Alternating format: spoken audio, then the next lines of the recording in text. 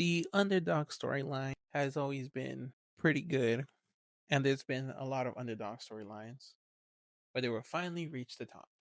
One main superstar like that was Daniel Bryan. What a type of run he had when people really wanted him to win that WWE title. Ooh, and it was rough for him. Then he would get that moment against John Cena. He ended up picking him out at the stadium. It was him. The people were cheering, and Daniel Bryan would end up getting the win. Then he would get betrayed. How would that sting? By none other than Triple H, which Randy Orton cashing in the money in the bank and showing that Randy Orton was the face of the company, not Daniel Bryan.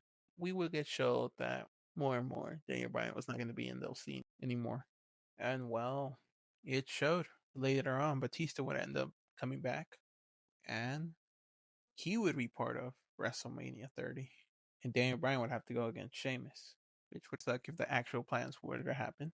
During that time, it was going to be Batista versus Randy Orton.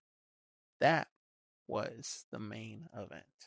But the crowd spoke. They said they don't want that. They even went in the ring and did the yes movement, one of the biggest movements of all time, which would Triple H would have to get him being the authority. And if Daniel Bryan would have a wrestling match against Triple H, and if he would win, he would get the shot to go against Randy Orton and Batista for that WWE World Heavyweight title. In the end, Daniel Bryan would win against Triple H. He would also beat Batista, making him tap out, which in mine was insane, giving one of the biggest WrestleMania moments. Same WrestleMania where Undertaker lost streak, but that's another story. In the end, it was a cool moment for Daniel Bryan, but it would all come down when he would relinquish the title because of an injury. My God, one of the best underdog stories. And to finally get the big one and that yes movement was something else.